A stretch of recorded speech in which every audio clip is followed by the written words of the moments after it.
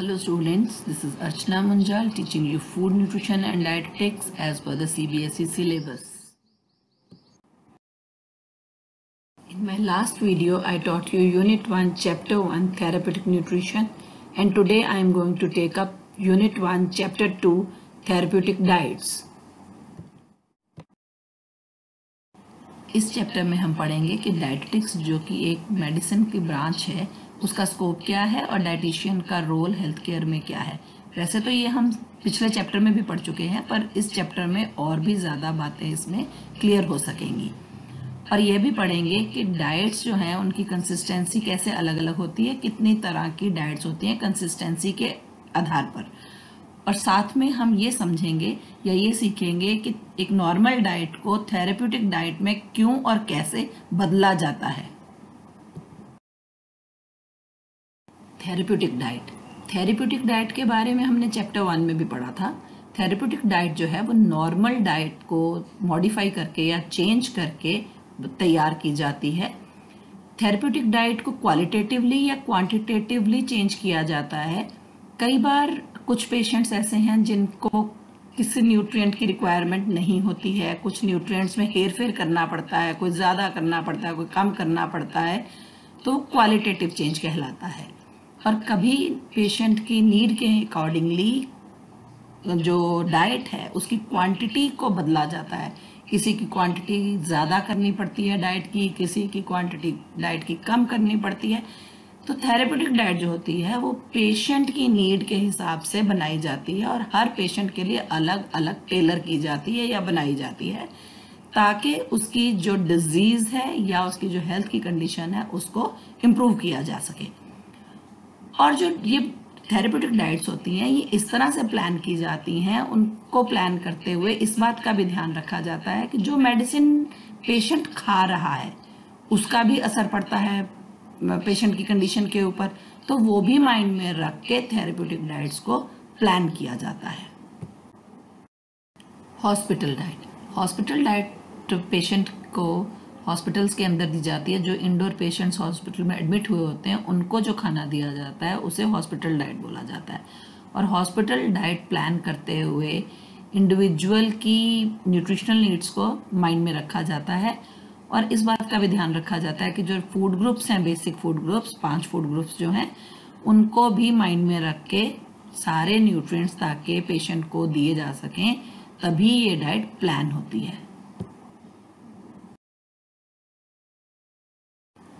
आमतौर पर जो हॉस्पिटल्स में डाइट प्लान की जाती है, जनरल डाइट जो कि हर पेशेंट को दी जा सकती है या उन पेशेंट्स को दी जा सकती है जिनकी डाइट में कोई खास चेंज की आवश्यकता नहीं होती, उन्हें कोई पर्टिकुलर थेरेप्यूटिक डाइट की आवश्यकता नहीं होती। तो जब इस तरह की डाइट हॉस्पिटल में प्लान की जाती है तो आम तौर पर जो हॉस्पिटल्स हैं वो ICMR द्वारा दी गई गाइडलाइंस या रिकमेंडेशंस या RDAs को, जो कि इंडियन पॉपुलेशन के लिए रिकमेंडेड हैं, उन्हें माइंड में रख के डाइट को प्लान करते हैं। और जब पेशेंट हॉस्पिटलाइज्ड होता है तो उसकी एनर्जी कम इस्तेमाल हो रही है, वो काम नहीं कर रहा है, वो अपने वर्क प्लेस पे नहीं जा रहा है, तो उसकी जो एनर्जी की रिक्वायरमेंट है वो 10% तक रिड्यूस कर दी जाती है। और ये जो रिक्वायरमेंट होती है ये 1600 से लेके 2200 किलो कैलोरीज तक रह जाती है, depending upon the patient's age, weight और सेक्स। और उसके हिसाब से जो पेशेंट है उसे 180 ग्राम से लेके 300 ग्राम तक कार्बोहाइड्रेट्स दिए जाते हैं, 60 to 80 grams of fat and 40 to 70 grams of proteins दिए जाते हैं। सिर्फ उसकी एनर्जी की जो रिक्वायरमेंट है उसको कम कर दिया जाता है। अभी मैंने बात की बैलेंस डाइट की कि हॉस्पिटल डाइट बैलेंस डाइट होती है। बैलेंस डाइट को हमने क्लास 11th में पढ़ा था।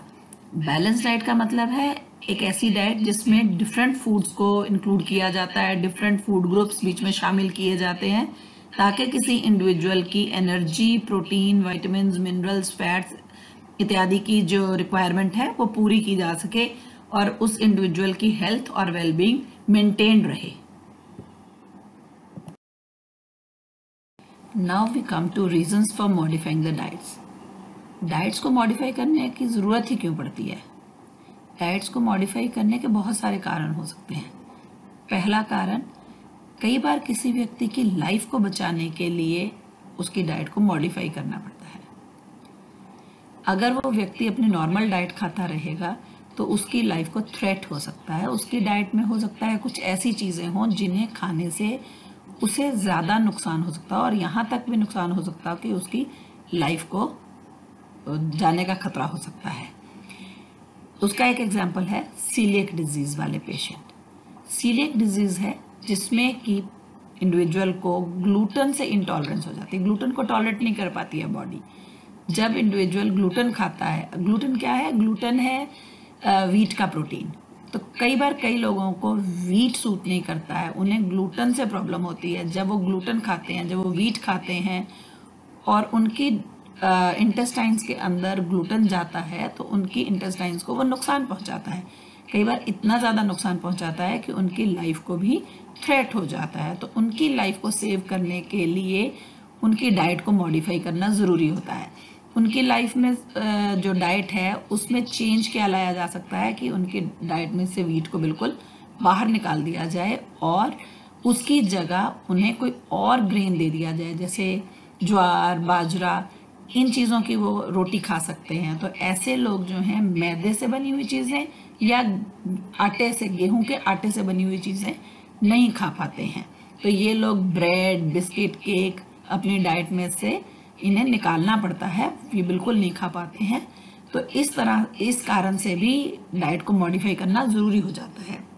दूसरा कारण, कुछ डिजीज़ में पेशेंट के अंदर किसी पर्टिकुलर न्यूट्रिएंट का ज़्यादा इस्तेमाल हो जाता है।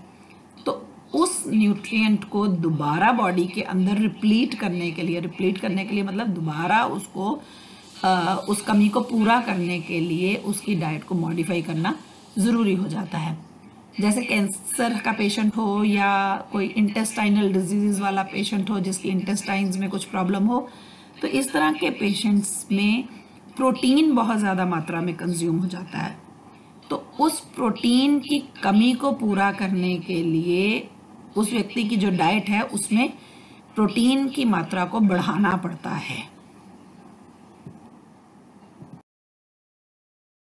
जब किसी व्यक्ति के अंदर कोई डेफिशिएंसी हो जाती है और उसके न्यूट्रिशनल स्टेटस को इम्प्रूव करने के लिए उसकी डाइट को मॉडिफाई करने की ज़रूरत पड़ती है। कई बार हमने देखा है कि जो बच्चे होते हैं वो ग्रीन लीफी वेजिटेबल्स नहीं खाना चाहते हैं, तो उनके अंदर विटामिन ए की डेफिशिएंसी हो सकती है, आयरन की डेफिशिएंसी हो सकती है। तो इन डेफिशिएंसीज को दूर करने के लिए उनकी डाइट को चेंज करना, उनकी डाइट को मॉडिफाई करना ज़रूरी हो जाता है ताकि उनके अंदर जो ये डेफिशिएंसी हो गई है उसको ठीक किया जा सके और उनका न्यूट्रिशनल स्टेटस इम्प्रूव किया जा सके। एक और कारण जिसके लिए डाइट को मॉडिफाई करना पड़ता है वो है कि कई बार आपको किसी पर्टिकुलर ऑर्गन को रेस्ट देने की ज़रूरत होती है, उसके ऊपर ज़्यादा बोझ आ जाता है काम का, या उसमें कोई इन्फेक्शन हो जाती है। जैसे गैस्ट्राइटिस में, गैस्ट्राइटिस का मतलब होता है कि जब स्टमक के अंदर जो लाइनिंग है उसमें सूजन आ जाए, इन्फ्लामेशन हो जाए, तो तब स्टमक को रेस्ट देने की आवश्यकता होती है। और ऐसी कंडीशन में इस तरह का खाना चाहिए, इस तरह का खाना पेशेंट को दिया जाना चाहिए जिससे कि उसे पचाने की में ज़्यादा काम ना करना पड़े या उसकी स्टमक को बहुत ज़्यादा काम ना करना पड़े।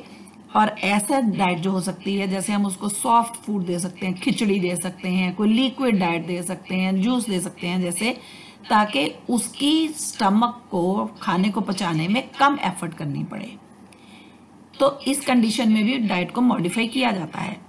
एक और कंडीशन जिसमें कि हम डाइट को मॉडिफाई करते हैं वो है जब किसी एक पर्टिकुलर न्यूट्रिएंट के मेटाबॉलिज्म में प्रॉब्लम आ रही हो, बॉडी किसी पर्टिकुलर न्यूट्रिएंट को डाइजेस्ट ना कर सक रही हो, एब्जॉर्ब ना कर रही हो या उसको एक्सक्रीट करने में दिक्कत आ रही हो, तो उस सिचुएशन में, उस कंडीशन में डाइट को मॉडिफाई करना ज़रूरी होता है, करनी पड़ती है। जैसे फैट अगर प्रॉपरली एब्जॉर्ब नहीं हो रहा, फैट की मैल एब्जॉर्प्शन हो रही है, तो इंडिविजुअल को या पेशेंट को लो फैट डाइट देने की ज़रूरत होती है। डाइट मॉडिफाई करने का एक और कारण होता है फूड इनटेक को कई लोग टॉलरेट नहीं कर पाते हैं, तो उसे एडजस्ट करने के लिए भी डाइट को मॉडिफाई करना पड़ता है। फूड इनटेक को टॉलरेट करने का मतलब है कि कई लोग जब फूड खाते हैं तो उसे वो टॉलरेट नहीं कर सकते हैं, उनकी बॉडी उस फूड को एक्सेप्ट नहीं कर पाती है कई बार। तो इसलिए भी जो डाइट है उसको हमें मॉडिफाई करना पड़ता है। जैसे जो ईसोफेगस कैंसर के पेशेंट हैं या गले के कैंसर के पेशेंट होते हैं, तो उनका खाना जब गले में जाता है तो वो उन्हें इरिटेट करने लगता है, उन्हें वॉमिटिंग्स होने लगती हैं, उनकी बॉडी उस खाने को एक्सेप्ट नहीं कर पाती है। तो इसलिए उनकी डाइट को मॉडिफाई करना पड़ता है, और इसमें मॉडिफिकेशन उनकी फीडिंग मेथड में की जाती है। उन्हें बजाय खाना मुंह से देने के, उन्हें खाना जो है वो ट्यूब फीडिंग से दिया जाता है, ट्यूब के द्वारा फीड किया जाता है। इसमें क्या किया जाता है कि उनके मुंह के अंदर से या उनके नाक के अंदर से ट्यूब डाल दी जाती है, जो कि डायरेक्टली स्टमक में जाती है, और खाना बिना गले में जाए सीधा स्टमक के अंदर पहुंच जाता है। एक और कारण जिसके लिए हमें डाइट को मॉडिफाई करना पड़ता है वो है फूड एलर्जीज या फूड इंटॉलरेंस। कुछ पेशेंट्स कोई पर्टिकुलर फूड से उसको एलर्जी होती है तो उसको नहीं खा पाते हैं, तो उन पेशेंट्स की डाइट में से उस पर्टिकुलर फूड आइटम को बिल्कुल निकाल देना पड़ता है। जैसे कुछ लोगों को एग से एलर्जी होती है तो उनकी डाइट में एग को एक्सक्लूड कर देना पड़ता है, और एग के बदले उन्हें कोई और प्रोटीन रिच फूड प्रोडक्ट या फूड आइटम दिया जाता है। खाना खाने में आने वाली मैकेनिकल डिफ़िकल्टीज़ को एडजस्ट करने के लिए भी डाइट को मॉडिफाई किया जाता है। मैकेनिकल डिफ़िकल्टीज़ का मतलब है खाने को चबाने में आने वाली डिफ़िकल्टीज़।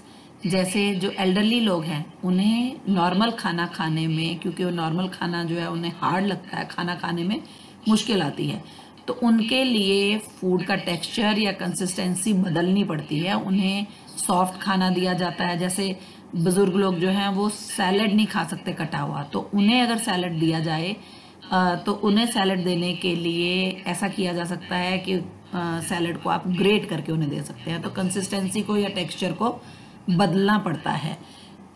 जैसे कुछ पेशेंट्स होते हैं जिनके दांत का कोई ट्रीटमेंट हुआ होता है, दांत में रूट कनाल हुआ हो, तो वो व्यक्ति भी नॉर्मल खाना नहीं खा सकता है, तो उसकी डाइट को भी मॉडिफाई किया जाता है। एक और कारण जिसके लिए डाइट को मॉडिफाई करते हैं वो है कई बार हमें किसी इंडिविजुअल की बॉडी वेट को या बॉडी की कंपोजिशन को बदलना पड़ता है। कई लोग चाहते हैं जिनका वेट कम है कि वेट बढ़ जाए, तो उन्हें वेट बढ़ाने के लिए नॉर्मल डाइट से हटकर खाना देना पड़ेगा। और जो लोग ओबीज हैं, मोटे हैं, जिनका वेट ज़्यादा है, उनके वेट को कम करने के लिए उनकी डाइट को भी बदलना पड़ेगा ताकि उनकी डाइट जो है वेट को कम कर सके। उनकी डाइट अगर नॉर्मल वैसे ही खाते रहेंगे तो वेट जो है बढ़ता चला जाएगा, तो उनकी डाइट में से फैट को निकालना पड़ेगा। कई लोग चाहते हैं कि हमारी जो मसल्स हैं वो ज़्यादा बन जाएं, तो उन्हें प्रोटीन ज़्यादा देना पड़ेगा। तो इस तरह से बॉडी के वेट और बॉडी की कंपोजिशन के हिसाब से भी हमें डाइट को मॉडिफाई करना पड़ता है। अब कई बार कई लोग कुछ ड्रग्स ले रहे हैं, ट्रीटमेंट ले रहे हैं, तो उनकी ट्रीटमेंट के साथ साथ उनकी डाइट को भी मैनेज किया जाता है और मॉडिफाई किया जाता है। जैसे जो लोग डायबिटीज़ के पेशेंट हैं तो उनको दवाई तो दी जा रही है, दवाई के साथ साथ उनकी डाइट को भी मॉडिफाई किया जाना चाहिए। उनकी डाइट में से स्टार्च कम कर देना चाहिए, क्योंकि उन्हें शुगर का लेवल उनको कम करना है, तो स्टार्च जो है वो अल्टीमेटली किस में कन्वर्ट हो रही है, शुगर में कन्वर्ट हो रही है, तो उनकी डाइट में से स्टार्च निकालना पड़ेगा, कम करना पड़ेगा। तो दवाई के साथ साथ डाइट को भी चेंज करके बेटर रिजल्ट्स पाने के लिए डाइट को मॉडिफाई किया जाता है।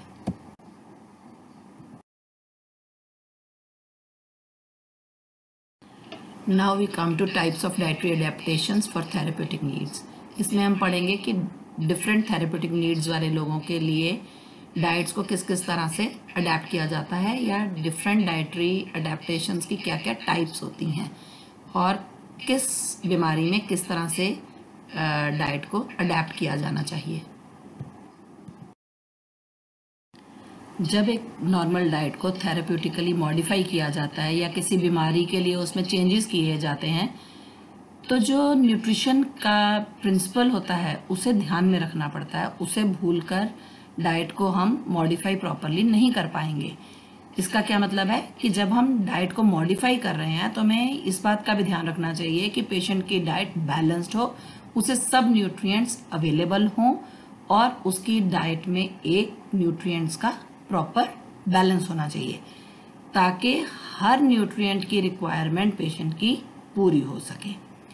जब हम डाइट को ऑल्टर करते हैं तो हमें कई बार बहुत सारे तरीके अपनाने पड़ते हैं, बहुत सारी उसमें चेंजेस करनी पड़ती हैं ताकि हम पेशेंट की थेरेप्यूटिक नीड्स को पूरी कर सकें और उसके न्यूट्रिशनल स्टेटस को भी हम ठीक रख सकें। First type of modification is diets of altered consistency, यानी कंसिस्टेंसी में चेंज लाना। कंसिस्टेंसी का मतलब है कि कोई फूड कितना गाढ़ा है, कैसा ठोस है या लिक्विड है या पतला है, ये बताता है फूड की कंसिस्टेंसी। तो डिफरेंट पेशेंट्स को उनकी मेडिकल कंडीशन के हिसाब से डिफरेंट तरीके की कंसिस्टेंसी का खाना चाहिए होता है। किसी पेशेंट को लिक्विड डाइट चाहिए होती है, किसी को सॉफ्ट डाइट चाहिए है या किसी को ब्लैंड डाइट चाहिए है। तो पेशेंट की कंडीशन के अनुसार पेशेंट को जिस तरह से डॉक्टर्स ने रिकमेंड किया है उसके आधार पर उसकी जो डाइट है उसको चेंज किया जाता है।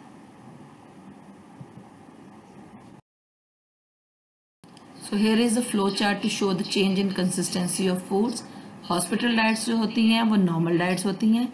नॉर्मल डाइट की जब कंसिस्टेंसी चेंज की जाती है तो हमें 3 तरह की डाइट्स मिलती हैं, लिक्विड डाइट, सॉफ्ट डाइट और ब्लैंड डाइट। लिक्विड डाइट जो है वो 2 तरह की हो सकती है, क्लियर लिक्विड डाइट और full liquid diet. Liquid diet वो डाइट होती है जो कि रूम टेम्परेचर पर जब सर्व की जाए तो वो लिक्विड फॉर्म में होती है।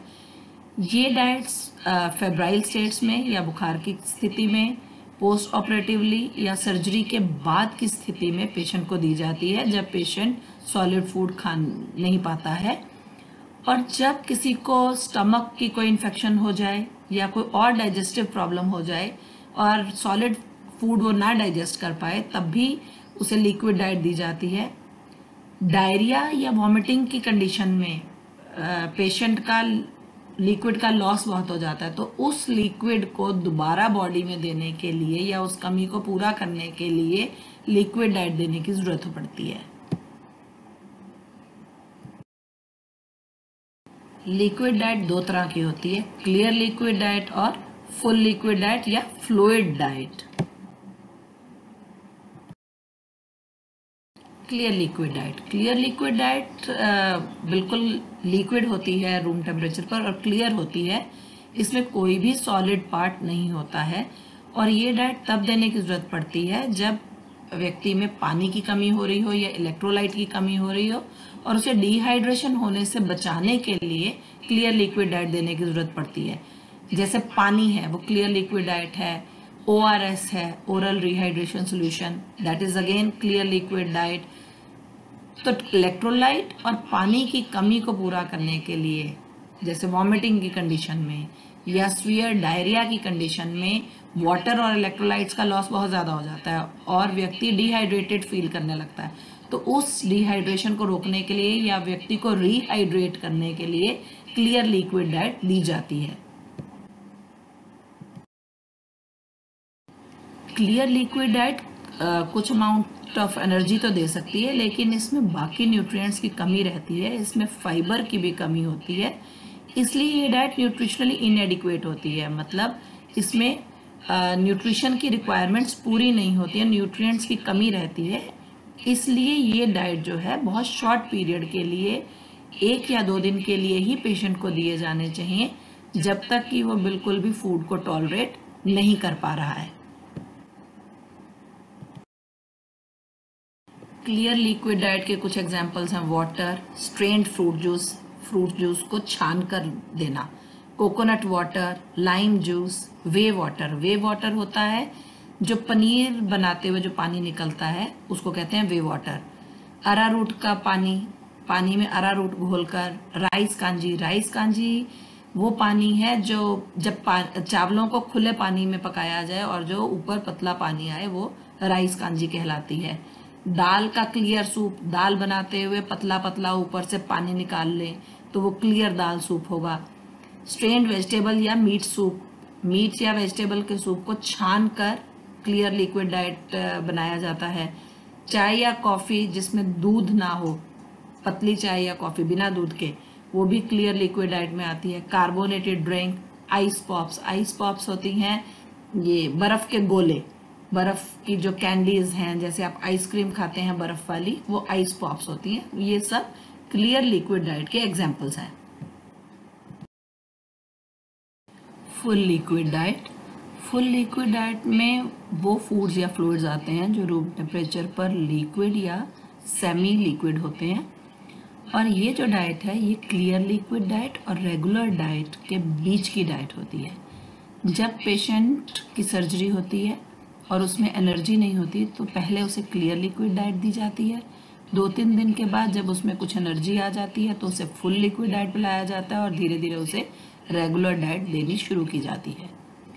फुल लिक्विड डाइट उन पेशेंट्स को दी जाती है जो मुंह से डाइट तो ले सकते हैं लेकिन जो डाइट को चबाने, निगलने और डाइजेस्ट करने में सक्षम नहीं होते हैं, उनमें एनर्जी नहीं होती है, तो उन्हें फुल लिक्विड डाइट दी जाती है।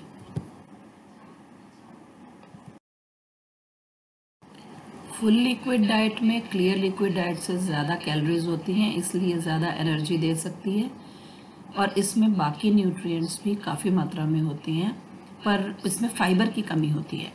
और ये डाइट जो है ये भी सर्जरी के बाद पेशेंट्स को दी जाती है या उन पेशेंट्स को जिन्हें गैस्ट्रोइंटेस्टिनल बीमारी हो तो उन्हें भी फुल लिक्विड डाइट दी जाती है।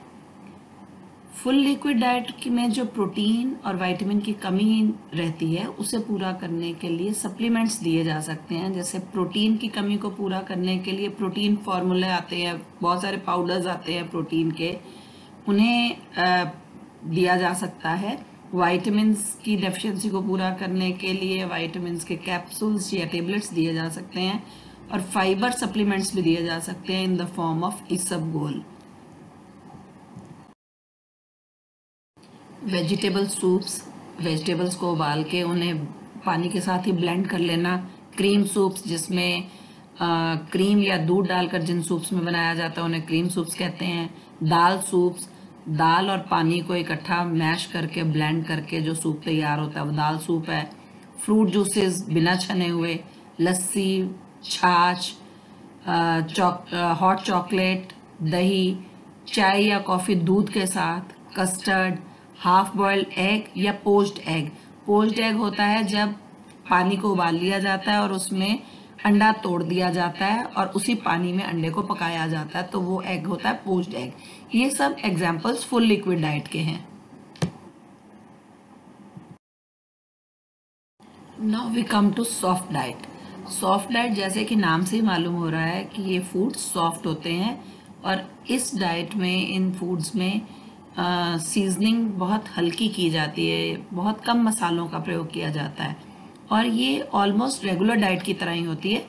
सॉफ्ट डाइट के अंदर जो कंसिस्टेंसी है फूड की वो सॉफ्ट होती है, यानी ये फूड ज़्यादा हार्ड नहीं होते हैं, इन्हें आसानी से चबाया जा सकता है और इनमें जिन चीज़ों का प्रयोग किया जाता है वो ऐसी होती हैं जिन्हें आसानी से पचाया जा सके। जैसे अगर किसी चीज़ में एप्पल यूज़ करना है तो कच्चे एप्पल की बजाय उस एप्पल को पहले बॉईल करके अगर इस्तेमाल किया जाए तो वो सॉफ्ट डाइट में आएगा। सॉफ्ट डाइट में ना तो ज़्यादा फाइबर होते हैं और क्योंकि इनमें स्पाइसेस भी कम होती हैं इसलिए इनमें फ्लेवर्स भी ज़्यादा स्ट्रॉन्ग नहीं होते हैं। इसलिए ये डाइट जो है उन पेशेंट्स को दी जा सकती है जो जिन्हें इन्फेक्शन हो गई हो या जिनके कोई पेट की प्रॉब्लम चल रही हो या जिनका डाइजेस्टिव सिस्टम ठीक से काम ना कर रहा हो या वो पेशेंट जो सर्जरी के बाद रिकवरी की स्टेज पर हो, उन्हें ये सॉफ्ट डाइट दी जा सकती है। Soft diet, full liquid diet और नॉर्मल डाइट के बीच की डाइट होती है। जब इंडिविजुअल या पेशेंट फुल लिक्विड डाइट पे होता है, फिर उसे धीरे धीरे सॉफ्ट डाइट पे लाते हैं और बाद में उसे नॉर्मल डाइट पर लेकर जाया जाता है। सॉफ्ट डाइट आसानी से पचाई जा सकती है और इससे पेशेंट की न्यूट्रिशनल रिक्वायरमेंट्स भी काफ़ी हद तक पूरी हो जाती हैं। जब पेशेंट ठीक अमाउंट में सॉफ्ट डाइट ले लेता है तो उसकी ऑलमोस्ट 1800 टू 2000 कैलोरीज की रिक्वायरमेंट पूरी हो जाती है और उसे उससे 55 टू 65 ग्राम प्रोटीन भी अवेलेबल हो जाता है। Some of the examples of soft diet are cooked vegetables, soft raw fruits जैसे बनाना, चीकू जो आसानी से खाए जा सकते हैं, सॉफ्ट हैं, ब्रॉथ्स और बाकी सूप्स। ब्रॉथ्स होते हैं थिक सूप्स और आमतौर पे इनमें मीट होता है। मिल्क या मिल्क से बने बाकी बेवरेजेस, मिल्क शेक्स हो गए। Washed pulses in the form of soup, धुली हुई दालें। धुली दालें मतलब जिनके छिलका उतरा हुआ है, जैसे मूंग धुली, ये धुली दालें। धुली का मतलब धोई हुई दालें नहीं है, धुली का मतलब है जिनका छिलका उतरा हुआ है। तो धुली हुई दालों का सूप, और अगर उन सूप्स में या उन दालों के साथ सीरियल्स या वेजिटेबल्स भी डाल दी जाएं, जैसे खिचड़ी, दलिया और कई तरह के सीरियल्स जैसे पोहा, उपमा, पास्ता, नूडल्स जो आसानी से बनाए जा सकते हैं, वो भी सॉफ्ट डाइट के एग्जांपल्स हैं। दही, मीठी दही, योगर्ट, एग और कुछ डेजर्ट्स जैसे खीर, कस्टर्ड, जेली, आइसक्रीम। स्ट्यूड फूड्स का मतलब है जिनको धीरे धीरे पानी में पकाया गया है और नरम किया गया है। इन फूड्स में फ्रूट या मीट भी आ सकते हैं या कोई भी चीज़ें जिन्हें आप नरम करके खा लें, पका के, वो सॉफ्ट डाइट में आ जाएंगी। नॉर्मल डाइट की कंसिस्टेंसी को चेंज करके जो तीसरी तरह की डाइट बनाई जा सकती है वो है blend diet. Blend diet soft होती है, इसमें स्पाइसेस का प्रयोग बिल्कुल ना के बराबर होता है और इसमें फाइबर की क्वांटिटी भी बहुत कम होती है। ये डाइट पेशेंट के स्टमक के लिए नॉन इरिटेटिंग होती है क्योंकि ये चबाने में, पचाने में, और क्योंकि इसमें स्पाइसेस का यूज़ नहीं होता है इसलिए थर्मली भी ये नॉन इरिटेटिंग है, यानी इसकी तासीर गर्म नहीं होती है ज़्यादा जिससे कि स्टमक को इरिटेशन हो। तो इसे इसलिए उन पेशेंट्स को दिया जाता है जिनके पेट में कोई प्रॉब्लम हो, जिनकी पेट की सर्जरी हुई हो या जिनके स्टमक में इन्फ्लामेशन हो गई हो, स्वेलिंग आ गई हो, गैस्ट्राइटिस हो गया हो जिन्हें, या स्टमक के अंदर कोई अल्सर हो गया हो, तो उन पेशेंट्स के लिए ये प्रिस्क्राइब की जाती है।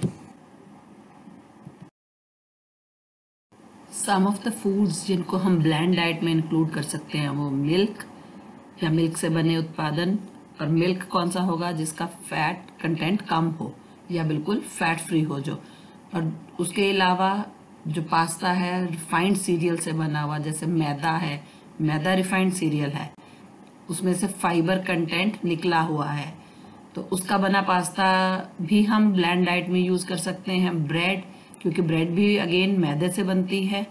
राइस, वो फ्रूट्स या वेजिटेबल्स जिनका छिलका उतार दिया हो और बिना सीड के हों, उनको जब कुक कर लिया जाता है तो वो भी ब्लेंड डाइट में शामिल किए जा सकते हैं।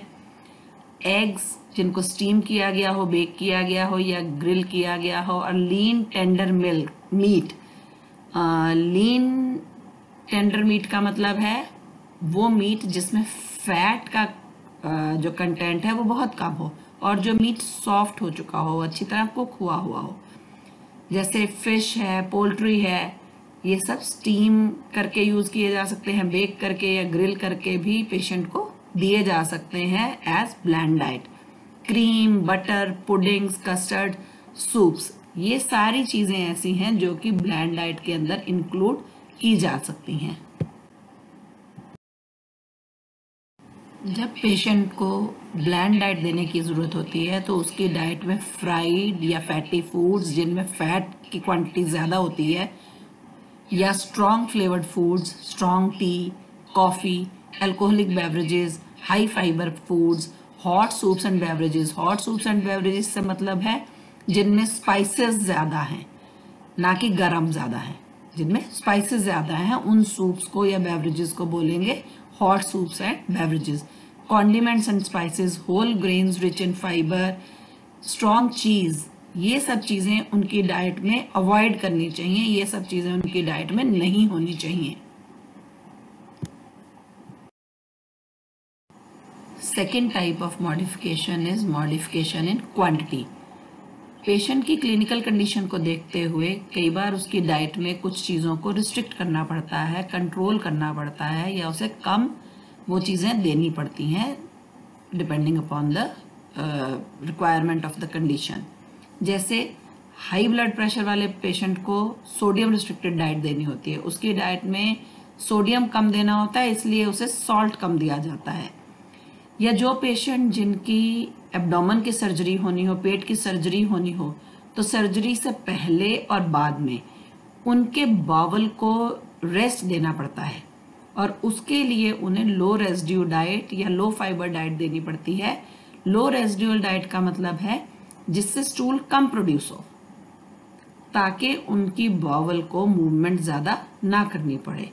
तो इस तरह से पेशेंट की कंडीशन देखते हुए उस पर कुछ ना कुछ रिस्ट्रिक्शंस कई बार लगानी पड़ती है, उसकी क्वांटिटी को मॉडिफाई करना पड़ता है ताकि उसको कोई प्रॉब्लम ना आए। कई बार ऐसा भी देखा जाता है कि कुछ पेशेंट्स की डाइट में से कुछ फूड्स बिल्कुल एलिमिनेट कर देने पड़ते हैं, बिल्कुल ही उन्हें उनकी डाइट में से निकाल देना पड़ता है, क्योंकि वो फूड्स जो हैं वो उस पेशेंट को सूट नहीं करते हैं। जैसे हमने पढ़ा कि कुछ लोगों को ग्लूटेन से एलर्जी होती है या उनकी बॉडी ग्लूटेन को टॉलरेट नहीं कर सकता है, तो उनकी डाइट में से ग्लूटेन माइनस कर दिया जाता है। उन्हें वीट की जगह कोई और किसी चीज़ का आटा खिलाया जा सकता है। कुछ लोगों को लैक्टोज से एलर्जी होती है या लैक्टोज की टॉलरेंस नहीं होती है उनकी बॉडी में, तो लैक्टोज जो है वो मिल्क का शुगर है, तो ऐसे पेशेंट्स को दूध बिल्कुल नहीं दिया जा सकता। कुछ लोगों की डाइट में से नट्स माइनस करने पड़ते हैं क्योंकि उन्हें वो सूट नहीं करते हैं, उन्हें उससे कोई ना कोई एलर्जी होती है या जैसे ही वो उसको खाते हैं तो उन्हें कोई ना कोई प्रॉब्लम होने लगती है। इसके अलावा ऐसा भी देखा जाता है कि कुछ पेशेंट्स की डाइट में किसी पर्टिकुलर न्यूट्रिएंट की क्वांटिटी को बढ़ाना पड़ता है।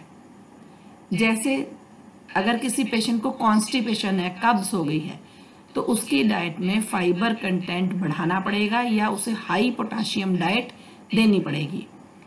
या एनीमिया का पेशेंट है तो उसमें आयरन की कमी है, तो इसके लिए उसकी डाइट में आयरन रिच फूड डालने पड़ेंगे ताकि उसका न्यूट्रिशनल स्टेटस बैलेंस हो सके। थर्ड टाइप ऑफ मॉडिफिकेशन जो हम नॉर्मल डाइट में कर सकते हैं उसे थेरेप्यूटिक डाइट बनाने के लिए, वो है मॉडिफिकेशन इन न्यूट्रिएंट कंटेंट।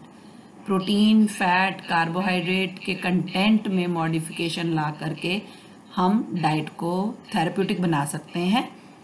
जैसे अगर कोई डेफिशिएंसी हो गई है या बॉडी में कुछ चेंज लाना है या हाइपरटेंशन या डायबिटीज़ को कंट्रोल करना है, तो हमें कुछ न्यूट्रिएंट्स को मॉडिफाई करके डाइट में देना पड़ता है। जिन पेशेंट्स के ब्लड में शुगर लेवल हाई होता है या जो डायबिटिक पेशेंट्स होते हैं उन्हें डायबिटिक डाइट दी जाती है। डायबिटिक डाइट में टाइप ऑफ कार्बोहाइड्रेट और कार्बोहाइड्रेट की क्वांटिटी चेंज की जाती है। आप सब जानते हैं कि कार्बोहाइड्रेट्स जो हैं वो अल्टीमेटली किस में बदल जाते हैं, शुगर में बदल जाते हैं। तो जो रिफाइंड कार्बोहाइड्रेट्स हैं जैसे चीनी, शहद, रिफाइंड फ्लावर, मैदा, सेमोलिना या सूजी, ये बहुत जल्दी शुगर में ब्रेक डाउन हो जाते हैं, इसलिए इनको अवॉइड किया जाता है डायबिटिक पेशेंट की डाइट में। और जो कॉम्प्लेक्स कार्बोहाइड्रेट्स हैं जैसे wheat flour, whole wheat flour, जिसमें कि चोकर की क्वांटिटी होगी साथ में, जिसमें छान बुरा मिला रहेगा, जिससे छाना ज़्यादा नहीं जाएगा। जैसे आप चक्की पर जो आटा पिसवाते हैं वो होल वीट फ्लावर होता है, या जो दरदरे पिसे हुए सीरियल्स हैं जैसे दलिया, ये चीज़ें हैं जो कि उनकी डाइट में ऐड करनी रिकमेंडेड हैं। डिफरेंट डिजीज़ में डिफरेंट न्यूट्रिएंट्स की कंटेंट को या क्वांटिटी को मॉडिफाई किया जाता है। जैसे हार्ट डिजीज़ के पेशेंट को लो फैट या लो कोलेस्ट्रॉल डाइट दिया जाता है, जबकि रीनल फेलियर वाले पेशेंट को या किडनी जिसकी डैमेज हो गई हो या ऐसा पेशेंट जिसे लिवर की कोई एडवांस डिजीज़ हो, उसे लो प्रोटीन डाइट देनी होती है। HIV पेशेंट, कैंसर पेशेंट या जो पेशेंट मैल नरिश्ड होते हैं, उन्हें हाई प्रोटीन और हाई कैलोरी डाइट की रिक्वायरमेंट होती है। वो पेशेंट जिनका वेट ज़्यादा हो, जो ओबीज हों, ज़्यादा मोटे हों, तो उनके वेट को रिड्यूस करने के लिए उन्हें कैलोरी कम देनी चाहिए और उन्हें फैट भी कम रिक्वायर्ड होती है। चौथी प्रकार की मॉडिफिकेशन जो हमें डाइट में करनी पड़ती है वो है चेंजेस इन मील फ्रिक्वेंसी। मील की फ्रिक्वेंसी को चेंज करना पड़ता है। कुछ पेशेंट्स एक साथ ज़्यादा खाना नहीं खा सकते हैं कुछ बीमारियों में, जैसे जो patients gastro oesophageal reflux disease के होते हैं, GERD। Gastro oesophageal reflux disease वो डिजीज़ होती है जिसमें जब व्यक्ति खाना खाता है तो उसका खाना उसे लगता है कि गले में ही रह गया है, नीचे नहीं जा रहा है, और उसके गले में एसिडिटी होने लगती है, उसे खाना जो है वो बाहर आने लगता है, उसे खट्टे डिकार आने लगते हैं। तो ऐसे पेशेंट जो होते हैं वो एक साथ ज़्यादा क्वांटिटी खाने की नहीं खा सकते हैं। तो इन पेशेंट्स को छोटे छोटे मील्स ज़्यादा बार देने पड़ते हैं। उन्हें रेगुलर 3 मील्स की जगह पर छोटे छोटे 5 या 6 मील्स दिए जाते हैं ताकि जो वो खाना खाएं वो आराम से डाइजेस्ट हो सके। अगर वो ज़्यादा खाना एक साथ खाते हैं तो वो खाना उन्हें डाइजेस्ट नहीं होता है और वो बाहर वापस आने लगता है in the form of vomiting. 5वीं मॉडिफिकेशन है change in method of cooking. कई बार नॉर्मल डाइट को थेरेप्यूटिक डाइट में कन्वर्ट करने के लिए हमें मेथड ऑफ कुकिंग चेंज करना पड़ता है। जैसे जो किडनी के पेशेंट्स होते हैं, उनके लिए जब हमने वेजिटेबल्स कुक करनी है तो हमें रेगुलर तरीके से वेजिटेबल्स को कुक करने की बजाय लीचिंग मेथड का प्रयोग करना पड़ता है। लीचिंग का मतलब है कि सब्जियों को पहले पानी में भिगो के रख देना। जब हम वेजिटेबल्स को लीच करते हैं तो उनमें से एक्सेसिव पोटेशियम और फास्फोरस निकल जाता है पानी में। तो जो किडनी के पेशेंट्स हैं वो जो पोटेशियम का लेवल है उसको प्रॉपरली मेंटेन नहीं कर पाते हैं बॉडी में, क्योंकि किडनी ठीक से काम नहीं कर रही है और पोटेशियम को एलिमिनेट पूरी तरह से नहीं कर पाती है। तो अगर ऐसी कंडीशन हो रही है तो पोटेशियम बॉडी के अंदर रह जाएगा।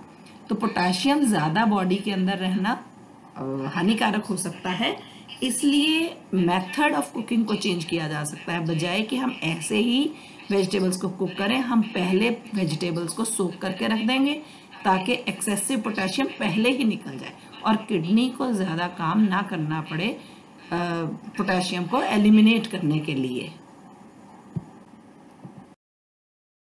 जब एल्डरली पीपल के लिए डाइट प्लान करनी होती है तो हमें इस बात का ध्यान रखना पड़ता है कि उनकी डाइट में इस तरह का खाना हो जो उन्हें आसानी से वो जिसे चबा सके, जिसे चबाने के लिए उन्हें ज़्यादा एफर्ट ना करनी पड़े, क्योंकि उनके या तो डेंचर होते हैं या उनके दांत होते ही नहीं है, तो वो हार्ड चीज़ को चबा नहीं सकते हैं। जब चबा नहीं सकते हैं तो प्रॉपरली वो डाइजेस्ट नहीं हो सकती है। उनकी बॉडी में जो स्टमक है उसको ज़्यादा काम करना पड़ेगा फूड को डाइजेस्ट करने के लिए, और धीरे धीरे बॉडी की जो क्षमता है डाइजेशन की वो कम होती चली जाती है।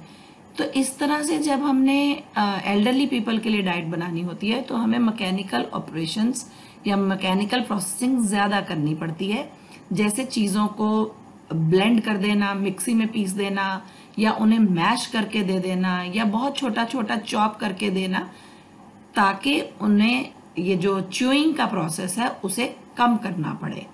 फॉर एग्जाम्पल, हम अगर उन्हें सैलेड में खीरा देना चाह रहे हैं तो बजाय बड़े पीस काटने के हम खीरे को बहुत छोटा छोटा चॉप करके दे सकते हैं, या हम खीरे को पीसेस में काटने की बजाय उसे ग्रेट करके दे सकते हैं। अगर उन्हें एप्पल देना है तो उन्हें कच्चा एप्पल देने की बजाय एप्पल को पहले कुक करके फिर उसे मैश करके अगर दे दें तो एल्डरली पीपल आसानी से उसे खा सकते हैं और डाइजेस्ट कर सकते हैं।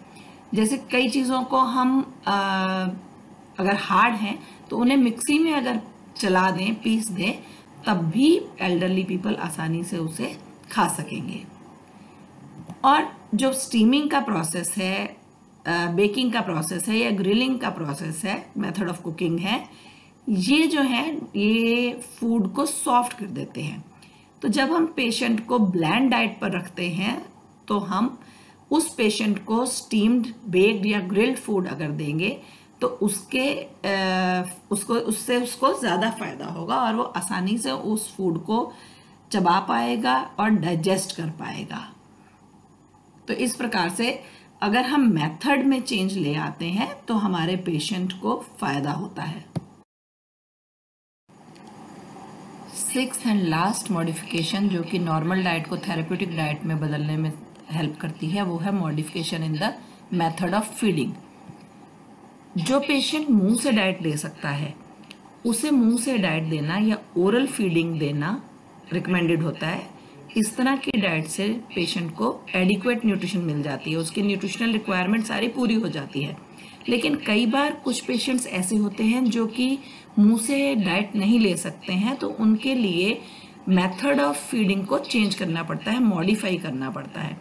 जिन पेशेंट्स के गले की सर्जरी हुई होती है या उनके गले में कोई अल्सर्स होते हैं, कोई कैंसर होता है, वो पेशेंट्स मुंह के द्वारा खाना नहीं खा सकते हैं या डाइट नहीं ले सकते हैं, तो उनकी डाइट के लिए एंटेरल फीडिंग करवाई जाती है।